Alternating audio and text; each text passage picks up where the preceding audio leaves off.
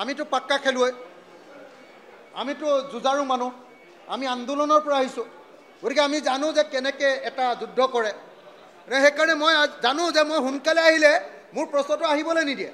মই প্ৰশ্নটো অহাৰ আগে আগে উঠিবলৈ গৈছোঁ। এটা প্ৰশ্ন আছিলে, মই সোমোৱাৰ লগে লগে পীযুষ হাজৰিকাই ইংগিত দি দিলে, এওঁ কমা দাঢ়ি চন্দ্ৰমোহন পাটোৱাৰী ডাঙৰীয়াই কমা দাঢ়ি ছেমিকলন এইবিলাক গাবলৈ আৰম্ভ কৰি দিলোঁ।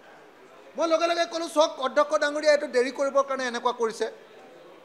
অধ্যক্ষ ডাঙৰীয়াই কেতিয়াও দুটা ছাপ্লিমেণ্টাৰী নিদিয়ে, তিনিটা ছাপ্লিমেণ্টাৰী নিদিয়ে, লগে লগে অন্য এটা আকৌ ছাপ্লিমেণ্টাৰী দি দিলে। তেতিয়া মই অধ্যক্ষ ডাঙৰীয়াক ক'লোঁ যে দাদা কি কয় ছাৰ, আপুনি এইটো আগতে নিদিয়ে, এইটো কিয় দিলে? লগে লগে মোক এক্সপেল কৰি দিলে। গতিকে অধ্যক্ষ ডাঙৰীয়া নিৰপেক্ষ হ'ব লাগে।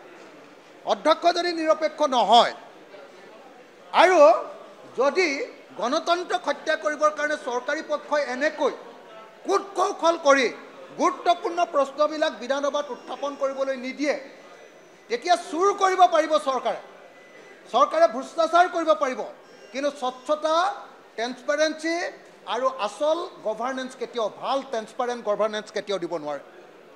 গতিকে মই ইয়াৰ প্ৰতিবাদ কৰিলোঁ আৰু আজি দেখুৱাই দিলোঁ যে যোৱা সময়খিনিত গোগ ৰাখে, আনকি PGR VGR মাটিও বিজেপিয়ে কেনেকৈ সমগ্ৰ অসম জুৰি গোগ ৰাখে দখল কৰি পেলাইছে। এই ডকুমেণ্টটো আজি গভৰ্ণমেণ্টে দিয়া এই ডকুমেণ্টটো, বিধানসভাত দিয়া ডকুমেণ্টটোৱে প্ৰমাণ কৰিছে। আৰু ইয়াৰ পৰাই বিজেপিৰ আচল চৰিত্ৰ, আমিতো পাক্কা খেলুৱৈ, আমিতো যুঁজাৰু মানুহ, আমি আন্দোলনৰ পৰা আহিছোঁ। গতিকে আমি জানো যে কেনেকৈ এটা যুদ্ধ কৰে। সেইকাৰণে মই জানো যে মই সোনকালে আহিলে মোৰ প্ৰশ্নটো আহিবলৈ নিদিয়ে। মই প্ৰশ্নটো অহাৰ আগে আগে উঠিবলৈ গৈছোঁ। এটা প্ৰশ্ন আছিলে, মই সোমোৱাৰ লগে লগে পীযুষ হাজৰিকাই ইংগিত দি দিলে, এওঁ কমা দাঢ়ি চন্দ্ৰমোহন পাটোৱাৰী ডাঙৰীয়াই কমা দাঢ়ি ছেমিকলন এইবিলাক গাবলৈ আৰম্ভ কৰি দিলোঁ। মই লগে লগে ক'লোঁ, চক অধ্যক্ষ ডাঙৰীয়া এইটো দেৰি কৰিবৰ কাৰণে এনেকুৱা কৰিছে। অধ্যক্ষ ডাঙৰীয়াই কেতিয়াও দুটা ছাপ্লিমেণ্টাৰী নিদিয়ে, তিনিটা ছাপ্লিমেণ্টাৰী নিদিয়ে, লগে লগে অন্য এটা আকৌ ছাপ্লিমেণ্টাৰী দি দিলে। তেতিয়া মই অধ্যক্ষ ডাঙৰীয়াক ক'লোঁ যে দাদা কি কয় ছাৰ, আপুনি এইটো আগতে নিদিয়ে, এইটো কিয় দিলে? লগে লগে মোক এক্সপেল কৰি দিলে। গতিকে অধ্যক্ষ ডাঙৰীয়া নিৰপেক্ষ হ'ব লাগে।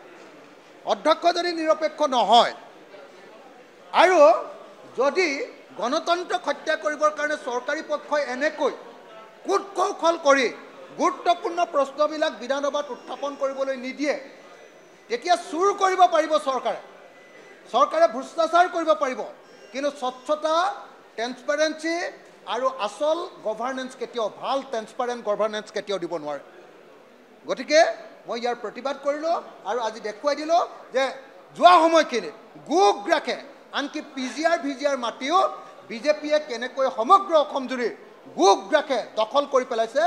এই ডকুমেণ্টটো আজি গভৰ্ণমেণ্টে দিয়া এই ডকুমেণ্টটো, বিধানসভাত দিয়া ডকুমেণ্টটোৱে প্ৰমাণ কৰিছে। আৰু ইয়াৰ পৰাই বিজেপিৰ আচল চৰিত্ৰ,